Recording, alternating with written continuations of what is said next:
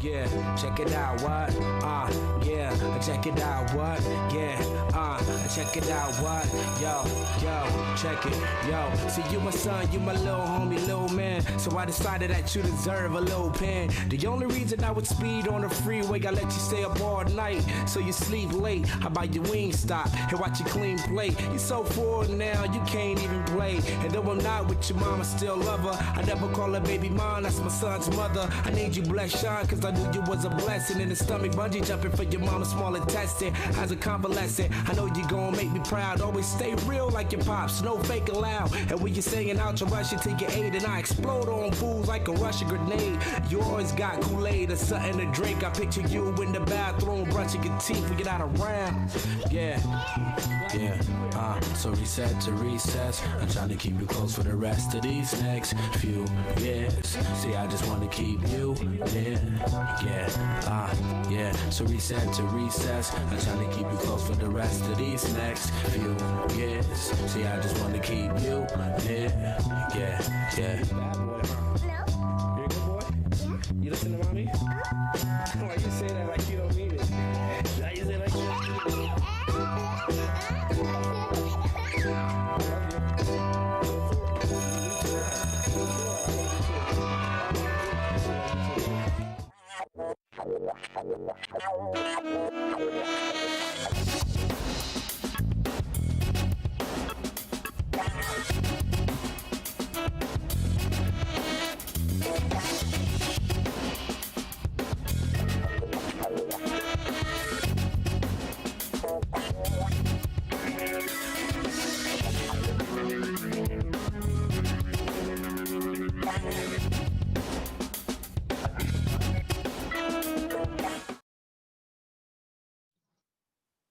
Come on, dude.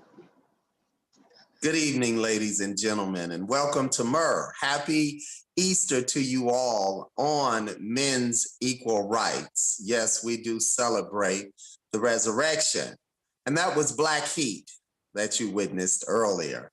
We appreciate you tuning in. My name is Lionel, and welcome to the M.E.R Forum, Men's Equal Rights. Today, we're excited about our very special guest, as we know you are excited as well. But before we begin, as always, I'd like to bring on our panelists. Please say hello to the one and only Mr. John Rockmore. John, how's it going? It is absolutely going great. Happy Easter to you, Mr. Evan Lionel. How are you, sir? Happy Easter, John. I'm good. Did you see the kids today? I saw one of them. I saw the baby girl and two of my grandkids. So that made my heart flutter enough.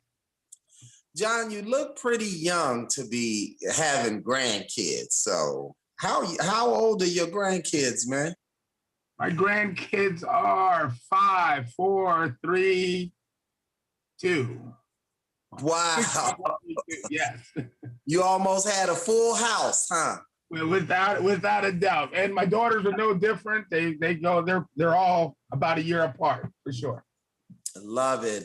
We love good fathers, and we love the fact that you're able to see your grandchildren, John. That is a blessing. Without further ado, we're excited to bring our guest on. And before I do, I'd like to ask that you like and subscribe to our YouTube channel, Men's Equal Rights. And we'd like to bring on our guest, author, comedian, entertainer, producer, and writer. Ladies and gentlemen, please welcome to the M.E.R Forum, the one and only Lewis Smith. Lewis Smith, how you doing, brother? It's good to see you. Man, it's good to see you as well, EL. Well, Lewis, on our forum, we always talk about things that bring families together. We don't bash anyone. We just like to hear the truth on this forum. And I know that you came to bring the truth today about your experience as a father, to tell us about your book, your experience with family court, and where it all started and where it is today. Today is Easter, so I know that you told me you saw your children earlier today. Tell me how this all began, where it would be a struggle for a good father like yourself to have trouble seeing his children. Where did that start? Well, first of all, before I start, I want to give a couple of shout outs. First of all, to you, Evan, you are a light in the community. Your reputation speaks for itself. You yourself have gone through what I've gone through tenfold. So major shout out to you and happy Easter to you. And happy Easter to everyone that's part of M.E.R. This is something that is a necessity for society. And before I even start, like I said, I just have to say that it is a blessing and a powerful moment to have something like this and to be part of this. I just want to, before I even start and get into my situation, I want to thank you for the opportunity to be able to share my story with the world. I appreciate you, brother, before I even start. Thank you. And I appreciate you as well. I know you have had your struggles just like I've had mine. And from the very beginning, you are one of the few brothers I know that was not afraid to speak out about his situation. And that's what we need to encourage more people to do so that others will be inspired to come and tell their story so that eventually we can change laws in family court, we can change family court regulations, and we can change lives and bring parents who have suffered from parental alienation back to their children and actually bring families together as well. So I appreciate you saying that, brother. It's great to have you on the show. Tell us your story. Okay, yeah, thank you again for that. For me, Evan, it goes back to the year 1993. I'm talking about, it's deeper than just the two kids that everyone sees me on social media with now. I'm a father of a set of twin girls that are now 26 years old. A set of twin girls that were that I made while I was in the military. Their mother, literally, when we were young, Evan, and in the bed together, laying down, and I'm in the Army and I'm with my girl, and I got a wife, and the thing is, most of us, and I know you definitely, were raised Christian. So people don't understand. Black men are Christians. We're raised Christians. So when we're making our decisions as to how we father and how we parent and how we're going to parent, even prior to having the kids, my mama taught me Christianity. My daddy taught me Christianity. My grandparents taught me Christianity. So I'm going to do the Christian thing. I'm going to grow up, be a man. I'm 19 years old at the time, have a set of twins, and nothing in the thought of my mind would ever think that my kids would be taken away from me. So here's where a father's plight kicks in. Like I said, it's more than just what I dealt with in the court system. And this court system, I'm telling you my whole story, and this is where the book comes from. So that young lady took my children from me, my two twin girls from me. Today is Easter. Even though I got to see my 9 and my 7-year-old, I didn't hear from my 26-year-old children today. I didn't get a text message saying, hey, Daddy, happy Easter. Just like from those girls, I don't get a, hey, happy Father's Day. Hey, happy birthday. But you know what I make sure I do? Because like I said, the Christian thing to do, like my mother taught me, is you do right. Every year on those girls' birthday, no matter what age they turn, they get that amount of money sent to their cash app. Why? Because as your father, I don't care what your mother taught you. I don't care what you think. I don't care what you've been through. I'm your father and I love you and I think about you every day. And even though it's just on your birthday, you don't contact me because of what you've been taught, because of what's been fed into your brain about me. But no matter what, every year, you're going to know that your dad still thinking about you. And that's going to be until the day I leave this earth. Now, let me continue and get to the story in which we're talking about today, which is my book, Father's Plight. And like I said, I just gave you some feedback on what that was about. In 2016, I had been with a young lady who I was what I thought was going to be who I was going to be with for the rest of my life. Again, even though the Christian thing doesn't make it the first time, I'm still going to be a Christian. I'm still going to do the right thing. And I'm not going to do wrong by this new woman that I have. The things that I had in the first situation didn't work. So now that I'm in a different situation, I'm going to do right because it's the Christian thing to do. So then when I get with this woman, she's my mate. She's my lover. She's my woman. I'm trusting her. I'm telling her stories about what happened with the first wife, and she's promising myself, she's promising my family, my sister, and people that she's meeting that are related to me, that she would never do this to me. She would never do to me what the twins' mother did to me. She would never, no matter what happens between she and I, she would never do that to me. Now, we met in 2010. Little Sophia was born in 2012. Let's fast forward to 2016, December, when I received restraining order papers. And I had to literally vacate my home with nowhere to live and was in a homeless situation. Okay, now let's get further with that situation. Let's talk about the fact that the car I was driving at the time, and this is something I learned from my lawyer, I was paying the car note, and in the restraining order paperwork, but the car was in her name. Again, don't forget, I'm planning a life with you. I'm planning my entire future with you. I'm not looking at or focusing on the negative because I'm constantly focused on the positive. No matter what we're dealing with personally, I'm looking at the bigger picture. We're going to be together. We're going to raise our kids, and we're going to be a family no matter what. So then I'm served with restraining order papers. And then in the papers, you want the car back that I'm paying the car note for. Now, after I got my attorney said, you could have fought that. You could have kept that car. And it was just like, and this is what men do. And I'm so glad you brought something up, Evan. And forums like this, we need to have.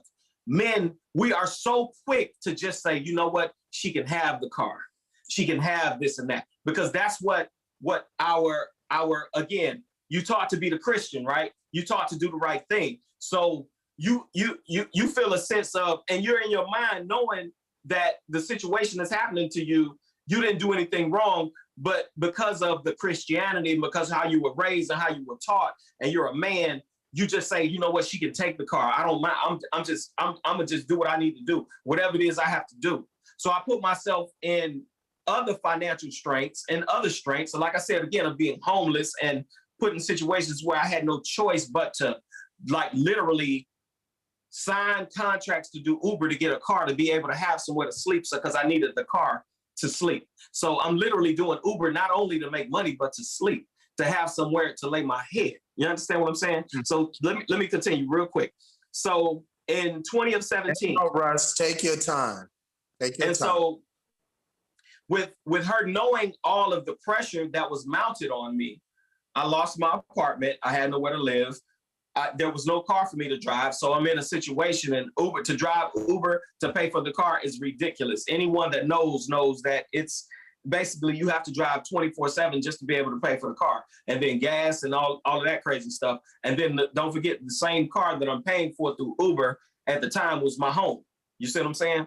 People don't know my story, Evan. So long story short, then 2017, everything that she could possibly do, she was filing more paperwork, asking for full custody. They had already given both of us, the first judge, he gave us 50-50 custody, and he was real reluctant, James Blacarte. Something I'm not afraid to do is say the names of these judges, because the names of these judges need to be known, because all these young brothers that are going to court at the Stanley Moss Courthouse, that's what my book is about. If you're in LA, I'm going to tell you what judge is going to be fair, because the ones that I've been through, I put their names out there. I don't know who they think they was playing with or who they were trying to disrespect, but I am a U.S. Army veteran. I serve my country. I'm college educated. I have no criminal background, and I have no problem with saying the names of the judges that literally railroaded me in their system. I'm going to say their names, and I'm not afraid to. I have custody of my kids now.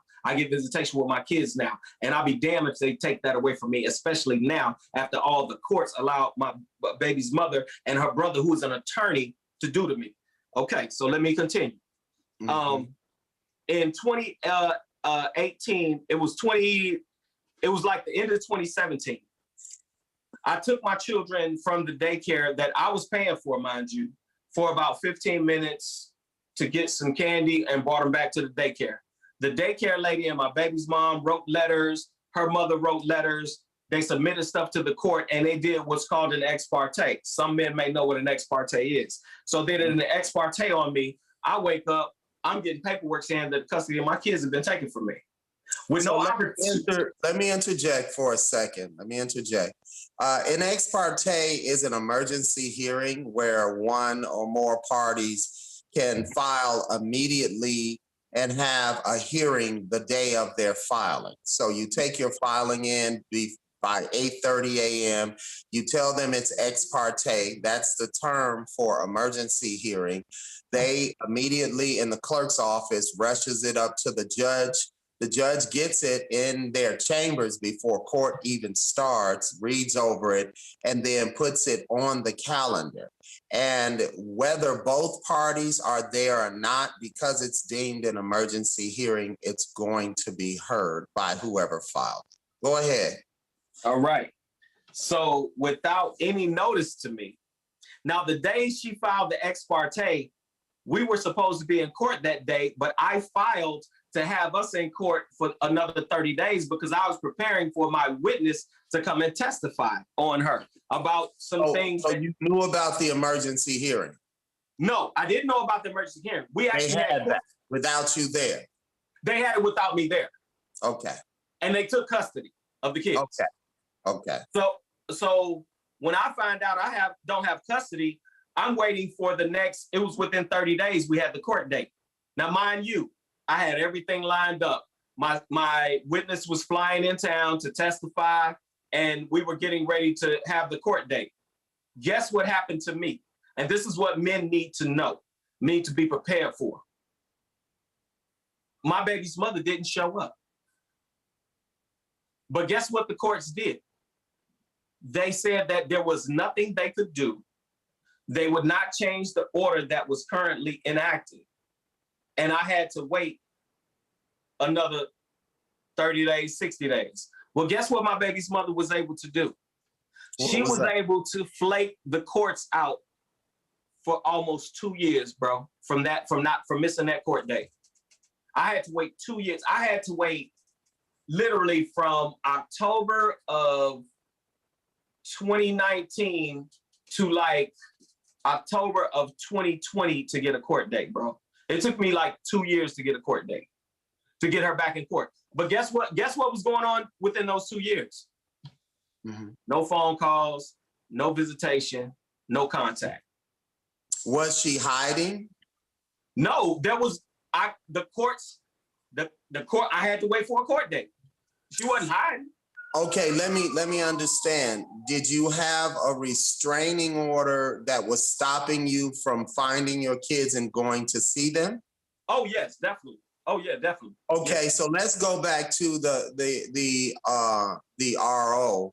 Why was an RO put in place against a good man like you? Okay, I want you to listen to this. This is no lie, because I am eventually, and I have no problem saying this. I know her and her parents, her and her family watch everything I do. Like I say, her brother's an attorney, but I'm going to take her back to court. This is what she said on December 19th, 2016 in court. It's on the transcript. My attorney, his name is, what was that dude's name? Oh, freak. It was Vincent W. Davis was the law office. And I can't think of my attorney's name right now, but I have my attorney's name. It's on my paperwork. My attorney asked her, and this is on transcript, has Mr. Smith ever punched you? She said on transcript, this is on court transcript, no. Has Mr. Smith ever slapped you? She said no. Has Mr. Smith, and as he was asking her the questions, he was looking at her and motioning everything he was saying. He said, has Mr. Smith ever choked you? She said, no. He said, has Mr. Smith ever kicked you? She said, no. My attorney looked at her and he looked at the judge and he said, no further questions, Your Honor. Mm-hmm. Here's where it gets good. The judge, you have to see the judge. See, that's the thing. If you aren't in the courtroom physically there to be able to see this, you can't really, I can explain it, but as an actor, I can give you the motion. This is exactly what the judge did. He said, I'm giving 50, this is when everything was over, he said, I'm giving 50-50 custody. I'm giving 50% legal custody to you, Mr. Smith. I'm giving 50% visitate 50% physical custody to you guys. And I mean, he broke everything down. Christmases, birthdays. Now, at the time, let me just give this refresher. At the time, I was new to the game. So it wasn't enough for me. These are my kids. I only get to see my kids, this, that, and the third, and break down. So it wasn't enough for me. Now I'm realizing and that's what my lawyer tried to tell me. I wasn't smart enough to know. And that's what us black men, I'm telling you, this book is to help my brothers. I didn't realize I had won, but it wasn't enough for me because I was day one dad. You know what I'm saying? I'm the dude, like, it's pictures. I showed my baby video of her 3 days old and me calming her down. You know, I'm a day one dad. So to tell me I can only get certain amount of times and days with my kids just wasn't registering to me. You know what I'm saying? Let me interject so you know how much I understand you. I was my children's primary caretaker. That's the term that they use in family court, meaning my children were with me 12 hours a day and not with their mother from infant stage, where I was wrapping my babies like a burrito. I'm the one that cut their cord, handed them to the mother for her to breastfeed them. Then I took them off to be bathed. And I went from being their primary caretaker, teaching them to walk, talk, potty training them, getting them started in preschool, Head Start, kindergarten, getting them in gifted programs, investing all of my time into them, losing my career, so to speak, during this time. And I tell people a lot of times, I was up for Lucius Lyons, the role, and turned it down because I was taking care of my children. Robbie Reed had brought me in for that role. And I said, Robbie, my heart is not in this. I have a son now, and I want to take care of him. So I was there, and I was their primary caretaker. And I went from that not being allowed to see or speak to my kids. So they really don't even know where their father is unless they're online looking at this show. And by the way, to my children, I love you. You are not fatherless, and I've never abandoned you. That's if right. You are tuning in. But they're still young. They're still, 12, 14, and, So the bottom line is they took my children from me and then turned around and said, I have to have supervised visits. How you can only imagine how that hurt me. And then when the supervised visits went well and they saw that I was getting excellent reports, because I said, okay, I'll do that. I did it, getting excellent reports. The judge didn't want to accept that. So they stopped the supervised visits and literally took my children and kept them away from me in order to make us estranged. So I know exactly what you're talking about. I know your emotions. I feel your emotions. I know where your heart is. And it's like you're reliving that entire situation right now as you tell the story. But I want you to know that you are with people who care. And together, you, me, and all of Men's Equal Rights Group, as well as Chidenity, are going to work to find a way to make a change so that good fathers and good mothers are not taken from their children. So with that said, please continue and know that you're not, there's no reason to be under stress. I know that you're reliving that hurt, and I appreciate you telling the truth about your story. I appreciate it, man. Yeah, because it's funny you say that, Evan, because sometimes even telling it, like, within those 2 years that I had to go without being able to see my babies and touch my babies and listen to their voices. I mean, I literally I wrote a book. That was the time. And it's funny, when you're buried, people don't understand. People think they bury you, but it's literally you planted a seed. I got a 13-chapter book that I completed that I'm so proud of, and I'm so looking forward to sharing to the world, because what we have to realize is the story that I'm telling, it's a familiar one, but it's an untold one. Men, we're not, I want to finish how the restraining order came through. Then I want to finish talking about my book. But because I really like telling this story because it's such a truth. When the judge was giving out his verdict, James Bleconte, which I appreciate him for being fair as I know he could. But we all are governed by higher people than what we want to admit. When I say he literally was like, I'm giving 50-50 legal custody to both parents. I'm giving 50-50 physical custody to both parents. He was like, just very complete about it. And he did like this. I remember his face. James Blacarte, and I'm saying his name for a reason, because there's a lot of people that have to deal with Stanley Moss Courthouse. He was like, I'm gonna give a year restraining order. And with the way he said it, even when he did, like, when he grinded, when he did it, I could tell he really was not comfortable with giving her the restraining order, because here it is, she testified she'd never been punched, kicked, slapped, choked, or threatened. Mm-hmm. Let me say that one more time. You filed a restraining order, but it's in the transcripts of the testimony. You testified under oath that you've never been punched, kicked, slapped, choked, or threatened. When the judge was there. Let me interject so that the public can know. He's talking about a restraining order in family court.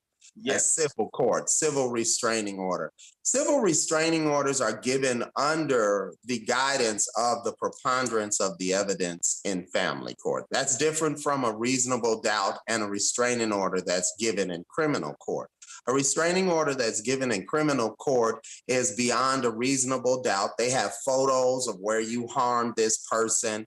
They have situations where 911 was called. You hear the people in distress calling 911. The police come, the scene is torn up, and that's an actual restraining order that's necessary. That's right. A criminal restraining order that is based on you having criminal charges placed against you because you actually committed the act of violence. You battered another human being, so thus you will have to fall under the tenets of what happens to a person when they batter a person or assault a person. And you have to go to batterers class and all of that stuff. You might They didn't make me do none of that. But listen, I'm just explaining the difference. You might do time the whole nine. But civil court, family court, that's a different restraining order. They give those out like rubber stamps. A woman, most women are told, say he harmed you or you're afraid of him in some way, just so the judge can give them a restraining order, even though they know you've never been a threat to them throughout the entire relationship. What that is a tool that family court uses with that particular individual to give that individual the upper hand in custody, property, whether it be your apartment. You can be locked out of your own apartment if this restraining order is put in place and she lives in your apartment with you. Your name can be on the lease, the entire thing. These civil court judges and family court judges have the authority to have you removed from your own apartment. They have the authority to have you removed from your own home, which was my case. I was removed from my own home and I hadn't done anything to my ex-wife. I hadn't harmed her in any way. And I had a hearing and it was obvious that she had never been harmed. And I always challenge everyone, it's a public case, open up the evidence, go down to the courthouse in the Valley, it's Van Nuys Courthouse, pull my file, it's a public file. You won't find any evidence of abuse. But wow. I'm sure they're telling my kids, your father was an abuser, he was this. They're brainwashing them against their father. Mm. But I'm looking dead into the camera, dead into anyone's face. I have never been a danger to my ex-wife or my children. I love my children. I've been an excellent father to them. Everyone who knows me knows that. Mm-hmm. And I challenge anyone to go down to the courthouse. There's no evidence against me because I never did anything. And I'm looking at your situation. I can tell you haven't done anything either. And that's what your frustration is about. Because it wasn't a criminal restraining order, was it? Right. Right. And you know, it's funny you say that, Evan. Me writing this book, I got to put some truths out there. See, that's the thing about us men. We're so afraid because public opinion generally it's kind of like, I ain't trying to be funny or nothing. It's like Biden and Trump. It's a man and it's a woman. Oh, well, he must have did something. They always just assume that it's us. But that's why when I say in the transcript, I feel exactly how you feel. That's why I will say the judge's name. I will give the case number. That's why I'm writing my book, because the things that were done to me should not have been done to me. I'm pissed off about it, and I'm going to make it public. Period. As point you blank. should be. As you should be. I'm going and to. why did the judge give his reason? What was his reason? What substantiated him putting a restraining order against you? What substantiated that in his mind? You really had to see the strain on his face. See, the thing is, he's only one judge. There are other judges who are racist and feminists. Christine Bird, what's that other chick's name? Christine Bird, and I got to get that other one's name, because she's a racist and a sexist too. But that's the thing. I'm not afraid. Let me say this before we go on. Again, Men's Equal Rights, M.E.R, we do not subscribe to any bashing or any of that stuff concerning anyone, especially judges. We have the utmost respect for all people of authority. And I will say this, it is okay for you to have the feelings that you have because you experience what you experience. But remember, judges are elected and appointed. So that can change. All you have to do is create a campaign to let people know this is the elected official that did X, Y, and Z. And next time around, they won't be elected. Trust me, I will. Now that I know that, see, that's another thing, Evan. As a Black man going into a courtroom, why is it that we all have to go to court? Why don't we know that we are the ones in charge of electing these people that are making decisions over our lives? These are things we should be made aware of, because I didn't know that until you just told me right now.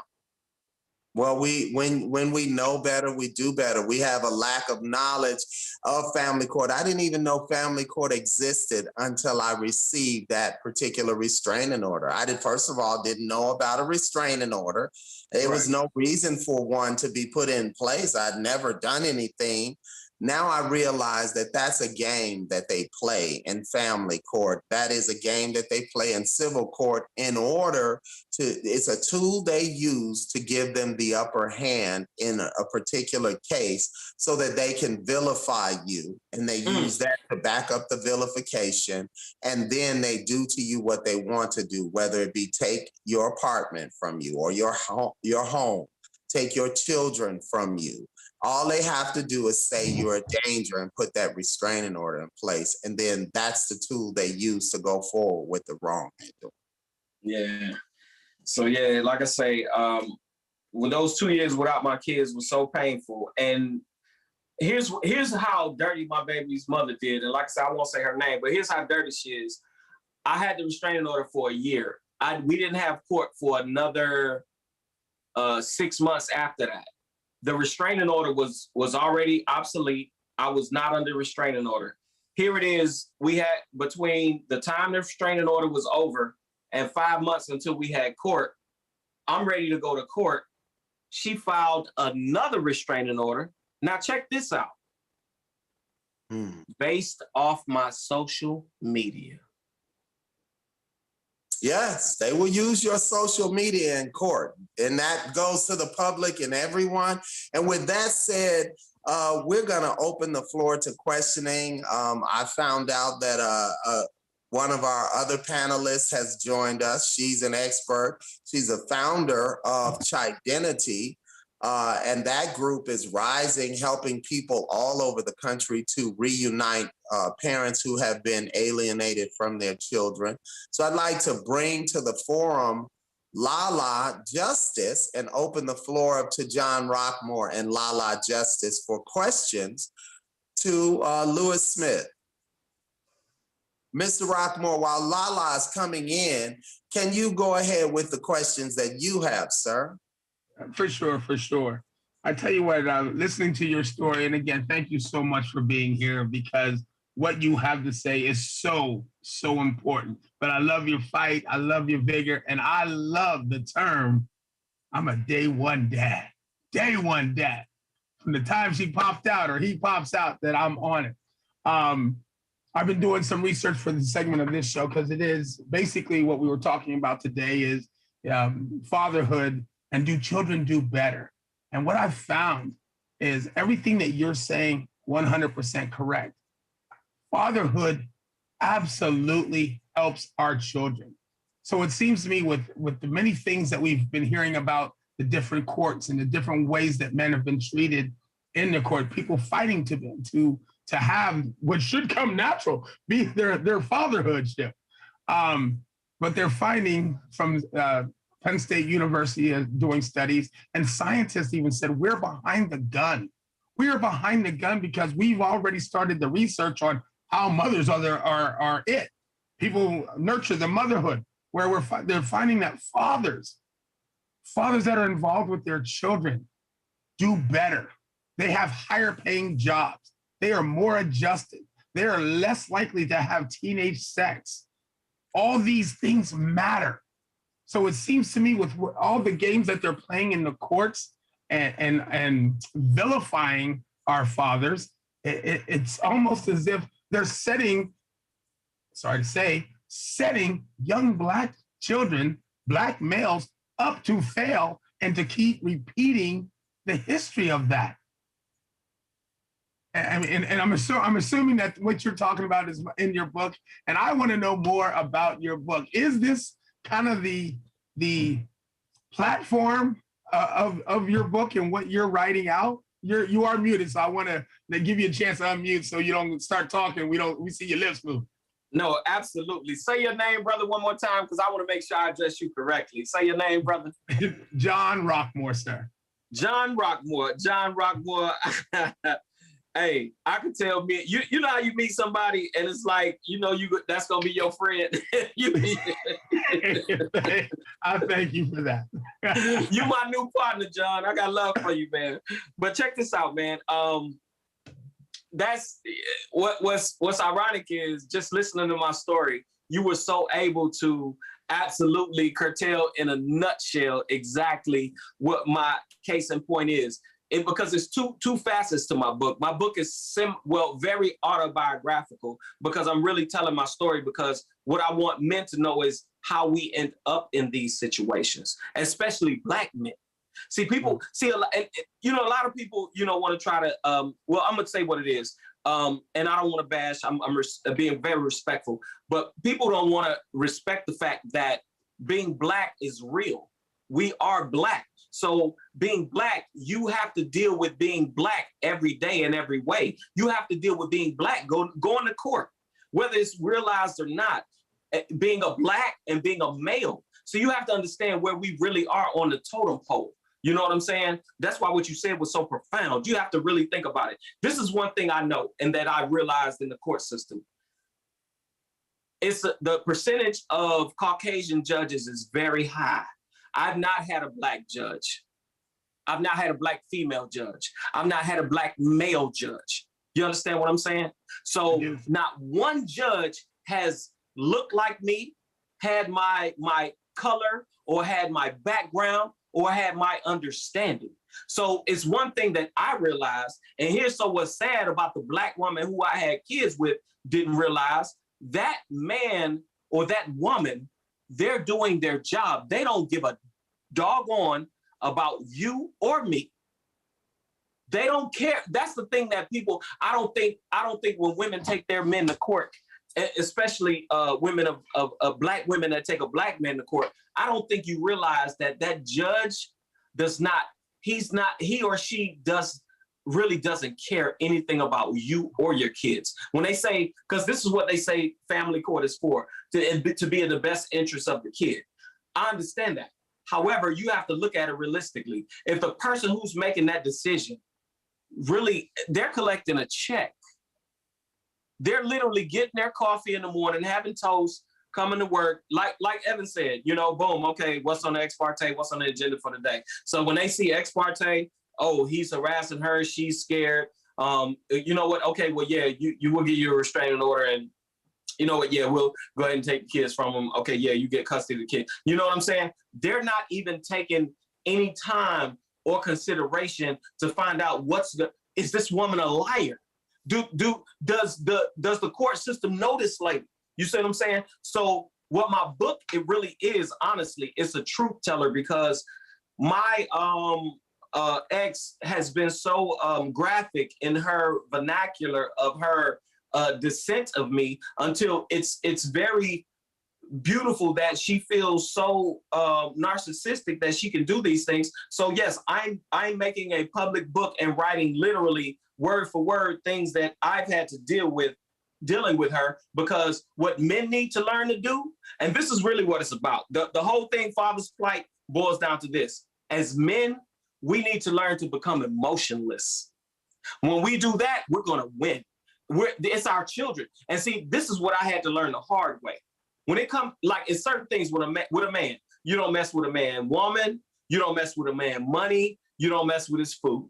You know what I'm saying? And then you don't mess with his children. You see what I'm saying? So your children literally fall when it comes to the hierarchy of things that you actually love. You know, when you think about, man, the only time I would cry growing up, if I saw my mama crying, I'm gonna cry. And I didn't even know why she was crying. Just because my mama was crying, it hurt me to see my mama cry. So when you have a child and you see your child cry, you like, whoa, my child is crying, my child is hurting. That's an instinct. You know, it's nature. So what the court, and again, here's why I go back to being Black.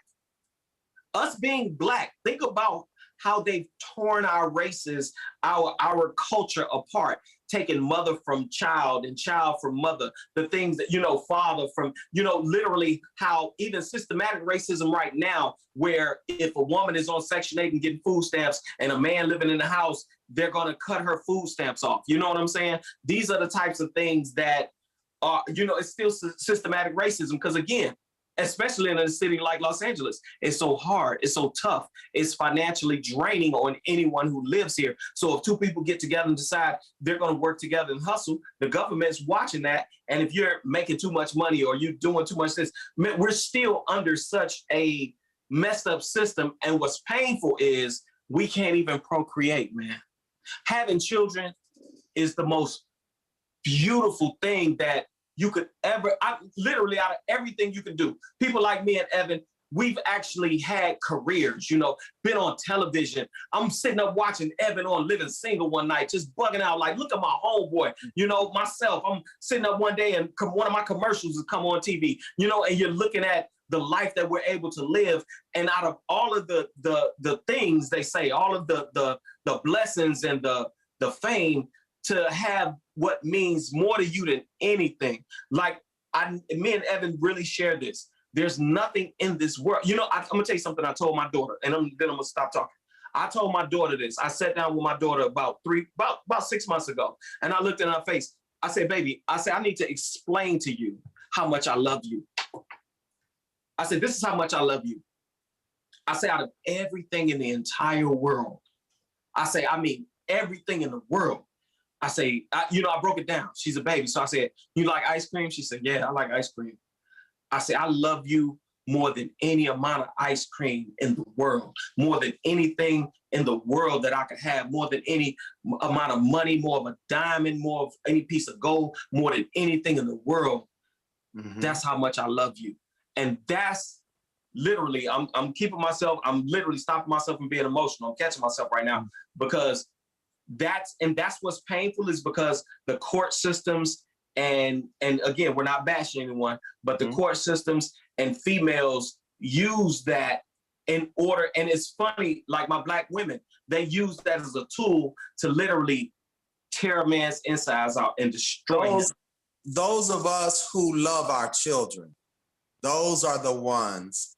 We are the ones that they do that to, Trey. Men like you and me and John and others who are on the panel, and the founders of M.E.R, Dwayne and Rep Tone, they do that to people like that.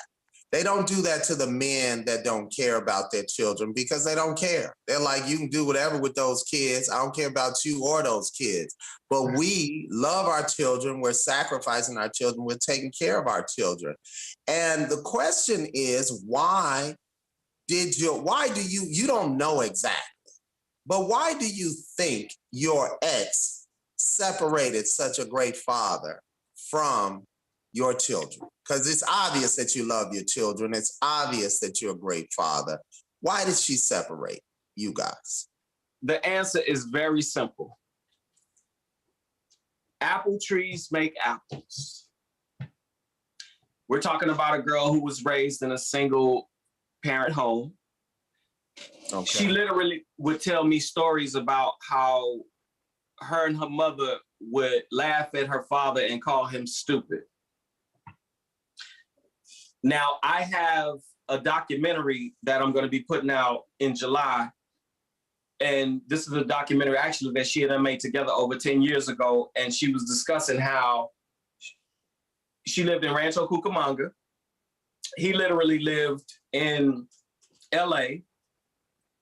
And she said from growing up to being a teenager, high school, I saw him one time. He came to one soccer game. She said he never came to see me, never spent time with me. You know what I'm saying? And then she would bring her mom up. She would talk about her mom as if her mom was a hero. You know, my mom struggled. My mom did this on her own. My mom did that. So it was kind of, she literally, from what I see, she expected me to, once we broke up, she expected me to be like her dad and just say, okay, it's cool. I'm good. You do your thing. But that's like, we're not together. I don't like, again, Evan, and this is a part, and I'm going to joke a little bit and tell me if I'm going too far, but I'm going to joke a little bit. But me and you both from Chicago, bro. We both got, you know, we like, dude, like, you talking about Evan Lionel and Trey Love. Like, dude, we it ain't like, okay, boo, we not together. It's not like a gentleman such as yourself. And I think what kicks in with these type of women is they know the type of man they got. She knows that because we broke up, I'm not going to be lonely, so to speak. There's not going to be a lack of let's say, for lack of a better term, there's not going to be a lack of female company in my world. So, okay, we not together and you don't want me. Cool. She doesn't want you to be happy. That's what it is. That's what it is. For happiness and bring sadness into your world. And the only way she can do that is to hurt you by keeping kids away, because that's your heart. That's the only way she can touch your heart. Because as you stated quite eloquently, that the line is long if it comes to a female replacement. The line is long. But I want you to know that happens on both sides. I wonder if Lala Justice is on. I need to hear from her because she, as a mother, has been kept away from her children. So it's the same coming from both sides. Lala, are you on? Are you on? She was just here. I was afraid that she might not be able to. Yeah, maybe she's the second time. When Lala comes on, John, let me know. But let me say this in reference to what Lewis Smith said. When it comes to vindictiveness, that is a woman's trait that keeps a child away from a good parent. There's no man that comes on a show and is as passionate as Lewis Smith is about his children, who doesn't love his children and want to be in their life. The men that don't want to be in their children's lives, they're not coming on a forum. They're not showing up in court. They're not doing any of that. As a matter of fact, they hope they disappear. So why then would a woman keep children from a good father who loves and adores them? It is to hurt us. And let me say this, you're hurting our children way, way more than you could ever hurt us. Way more. This is hurting their upbringing. This is hurting their development because they're in the developmental stages of their lives. I wonder if they are even cursing our children to perpetuate the same cycle for more generations to come. That's my concern for my children. Go ahead, Mr. Smith. Let me tell you something. You know what? You bringing that up, man. Let me tell you, Evan, that is what a father's plight is all about. When I look at who my baby's mother turned out to be, because see, I'm gonna tell you, and this is what young brothers need to hear. When you meet these women, you don't meet them, you meet their representative. You understand me? I nowhere near saw the human being that I'm dealing with. You understand? So with that being said, you're meeting their representative. So when it hits you, it's coming out of nowhere. So what you have to do literally is you have to literally prepare yourself, for the worst. You're looking at it like, wait a minute, hold on. Like, I'm dealing with this monster. And that's where we have to learn to be strategic and be emotionless in our conquest, which is the hardest thing to do. And like I said, that's what the Father's plight is about.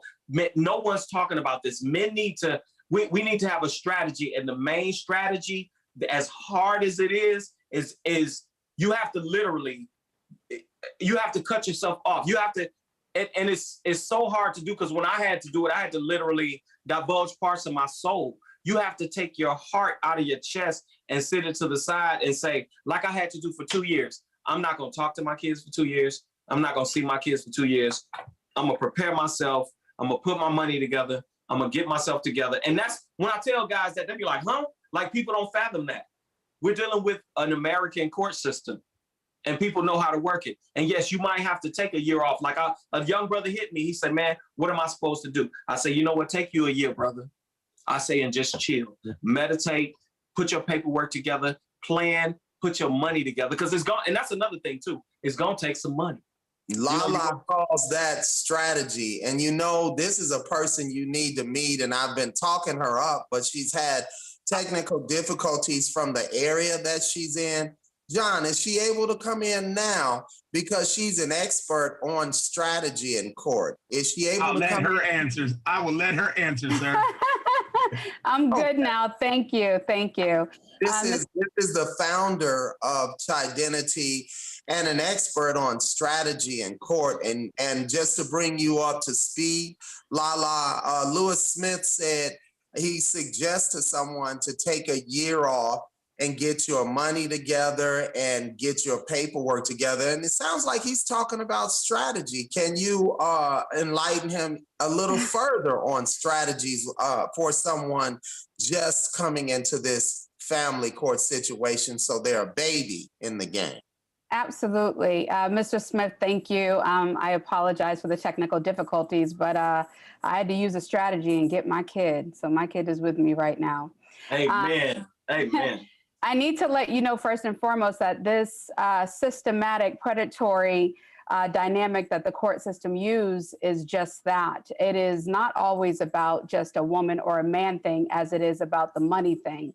Keeping it recycled into the court system. A woman is told that they can get a magic bean to make all their dreams come true and that they can keep their kids, and all they have to do is follow the strategy. A man is told the same thing, and all they have to do is follow a strategy. Next thing you know, you're surrounded by two individuals and you don't even remember where the conflict began. All you know is that it's you against them and that there's a child that is caught in the middle. So when it comes to strategy and reorganizing and replanning your money and getting things straight, yes, it's going to cost you a pretty penny if you don't know what you're doing. Now, if you do know what you're doing, then you can start holding judicial officials accountable and even ask for a summary of billing statements and exactly what are they spending their time on if you're doing all the legwork. Now, that just depends on exactly how you build your strategy and what your overall goal is and the current position that you might be in. So, I'm learning as this journey continues that this is really about a game of checkers, checkers and chess. And if you're playing checkers, then yeah, the judicial system is going to continue to keep you in that endless cycle. But if you're playing chess, you're going to learn how to master certain things. And so that strategy is I cannot begin to tell you how many parents, mothers and fathers that I speak to around the world, the restraining order to CPS, to the guardian ad litem, to you did this to me, you did that to me. Those are all strategies. What happens when you take away the strategy? What are they left with? They don't have anything left. So you got to keep in mind, like, just as quick as I'm here right now with my kid is as quick as you need to get a hold of that strategy. to reduce the cost. But taking a break to reassess the situation, yes, that is a good idea, because sometimes it's emotionally draining and it leaves you emotionally bankrupt. But I will say that taking the emotion out of it, yes, we can all be like the Terminator in that strategy. But the emotion is actually what's missing, because these people don't feel. So they're just getting a paycheck. Right. They don't feel. They don't feel. So you invoke emotion and it changes the dynamic because they need to feel. Yeah. Yeah. Well, in that situation, when you say they don't feel, who is the proverbial they, Ms. Justice? The judges are not taught to feel. Some judges don't even have children. Some judges haven't even taken a child development class, but they're going to tell me what I need to do with my kid. That's right. Okay. So we're human beings. How do we relate? Do we relate with structure? Well, that's discipline every single day, red light versus green light. But how do we adapt? We adapt through emotion and through feeling. So if you present the emotion in a particular way, then it resonates with the judge, it resonates with everybody else, and suddenly they can feel. But they need to know what that feeling is like. And they may not have an understanding if they don't have any children and if they've never been married. How could they possibly relate? They're following a strategy themselves, a book. A part 1 and a part 2 and a step 1 and a step 2 is what they're looking at, so that they can get their paycheck at the end of the day. Or in some situations, they're going through a bitter divorce themselves. Oh, yes. Angry with them. It's a female judge that's angry with the males, all males, or it's a male judge that's angry with all females. Their personal feelings are involved. But the bottom line is, it is not in the best interest of the children. There is no best interest of any children to stay away from a good father or a good mother. That is unhealthy for any child. And so if there's anyone from family court listening in, any people of authority, any of the judges that I dealt with, there is no justification for keeping my children out of my life for monetary gain. It is a sick thing to do to my children. And I pray to God that my children are able to overcome the absence of their father in their life based on family court's greed. That's my biggest thing. Will my children someday be totally troubled because of my absence for so many years in their life? And my absence is only because of family court. It has nothing to do with me as a father. I'm totally capable and have always been an excellent father. Lewis Smith has always been an excellent father. Lala has always been an excellent mother. So has John Rockmore and many of the fathers and mothers that have come on this show. Family court needs to be addressed from a different perspective. And when Lala talks about strategy and we have to control our emotions and go in there like the Terminator, it's like, how does one do that? Who can advise how a man whose children have been taken from him, he just wants to see his babies? How does he come in there emotionless? Or how does a mother come into the family court with no emotions? That doesn't make sense. Can I get this one? Sure. Okay, check this out. You learn from your mistakes. Mistakes are not worth making unless you learn from them.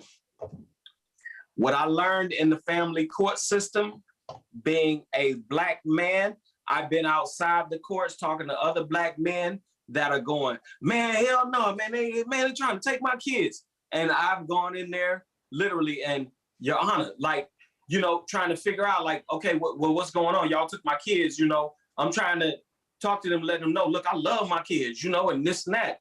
And what I saw was, I'm gonna say this to Black people.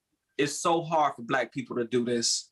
Watch The Crown, watch the way these white people conduct themselves. You have to be so eloquent and so, you have to have ice running through your veins. Because see, now when I go to court, you understand? the way I conduct myself now, there is no emotion. There is no, oh, Your Honor, excuse me, Your Honor, I'm here to present this evidence. This happened on April 13th, 2020. I need you to understand that I'm trying to see my children because I'm not being treated fairly. You gotta be on, you gotta basically be an attorney, even when you're talking, and you can't show emotion. Because see, the thing is, realistically, what that young lady said is real. That judge does not give a damn about you. They only want to know how soon they're going to, man, I'm literally breaking the case down, man. I'm talking about, I'm cross-examining my baby mama so cold. The judge asked me at one point, do you want to stop? I say, no, I have some more questions. And she was like, we got to go to lunch. They got tired of me because I was running it. But guess what? I still maintain custody of my kids. Because what I showed them was, without being loud, without being belligerent, without showing any type of rage or showing any sadness or showing any anger, I was on point. Your Honor, I'm just trying to make my statements. I'm just trying to get my point across. And even because they're going to try you. See, this is what we need to learn as Black people. They going to try you because what they want to see is you go, man, which I've done it. This is how I lost custody of my kids. That's why I can tell you what not to do.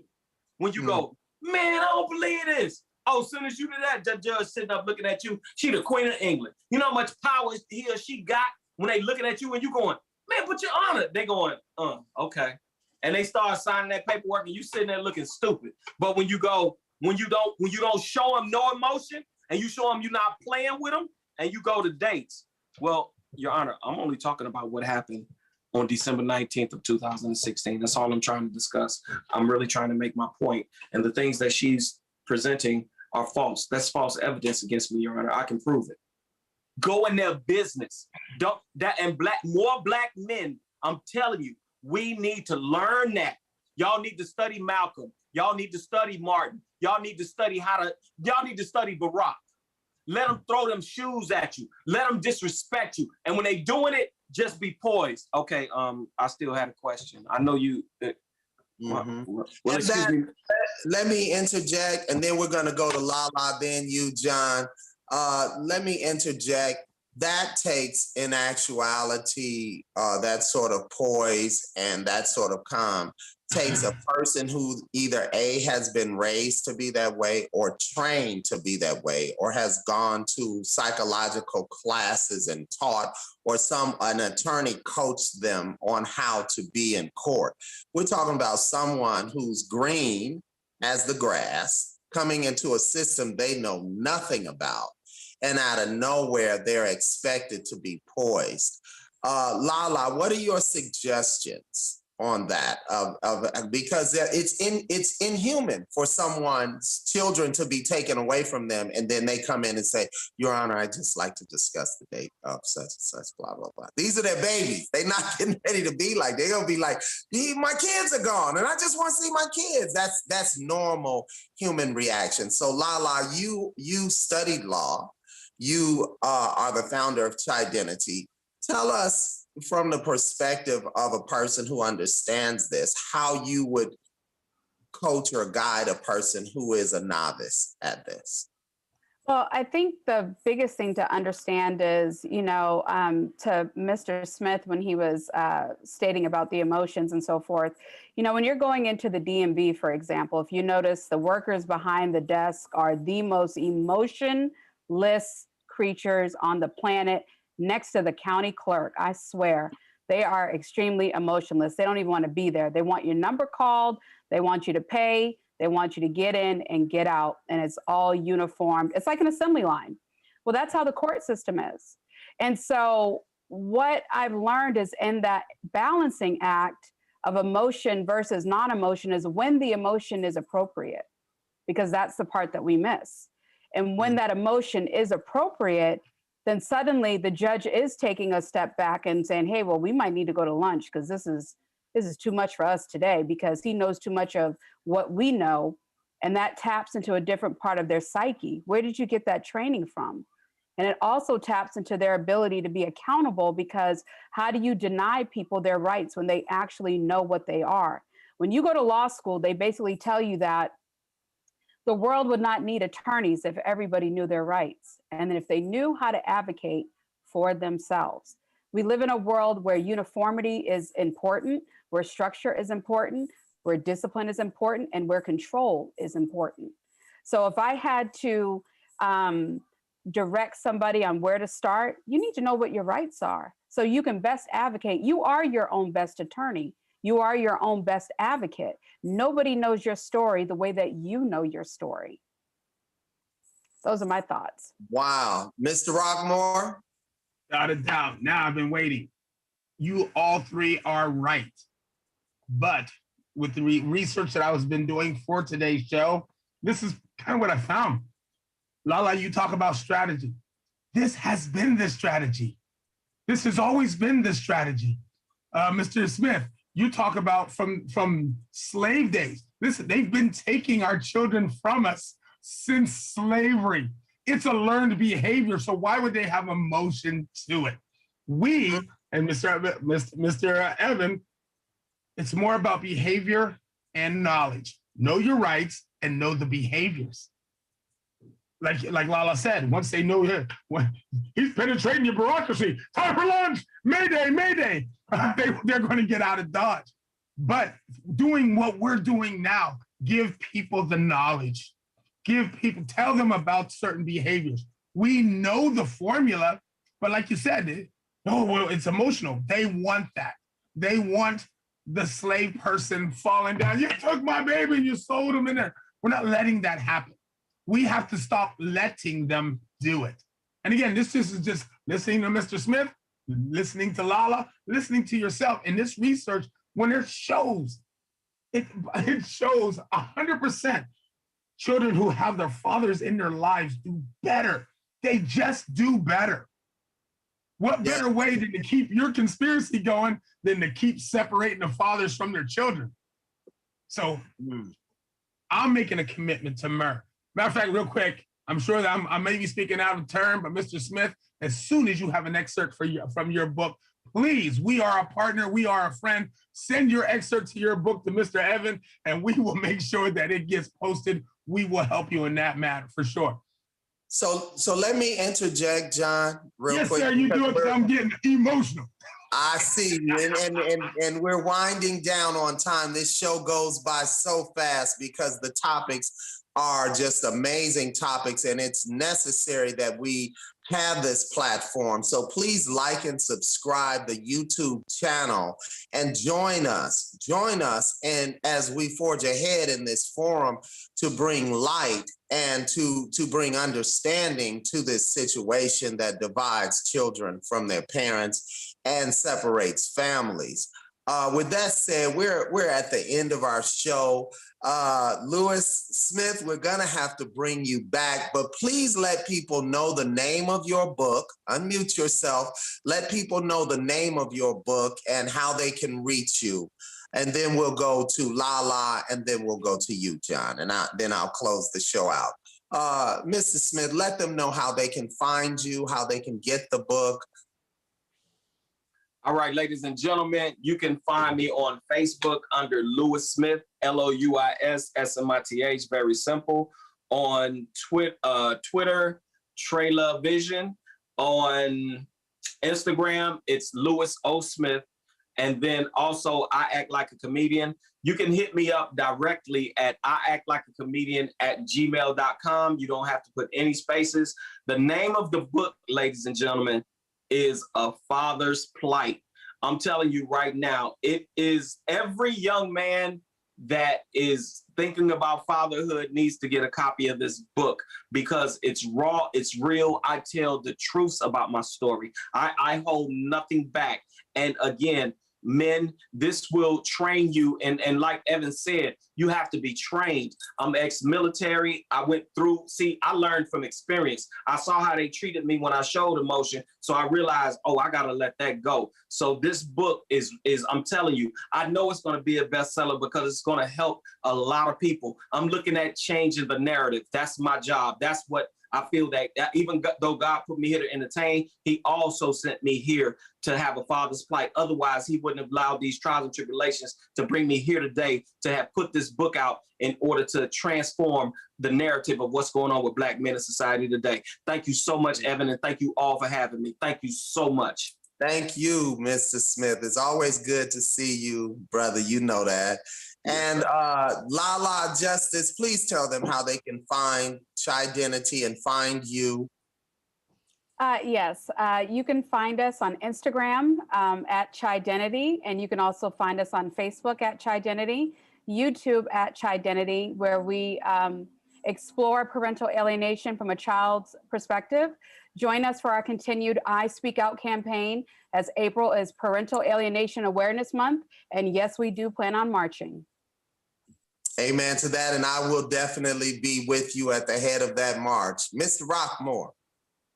You find me at M.E.R. No, I'm just kidding. John Rockmore, Rockmore Entertainment. You can also see, if you look up One World United World Music Festival, I'm going to have that coming up, and we're going to start the campaign for that. John at Rockmore Entertainment, you can always hit me up. Good to see you. Happy Easter to everyone, and we're over time here at Men's Equal Rights. M.E.R, join us next Sunday as we continue to the plight to forge ahead and bring light to society concerning family court, concerning children, fathers, and mothers coming together. Thank you for joining us tonight. We'll see you next Sunday. My name is Evan Lionel. God bless you all. Happy Easter. Please. Happy Easter. Happy Easter. Happy Easter, everybody. Happy Easter.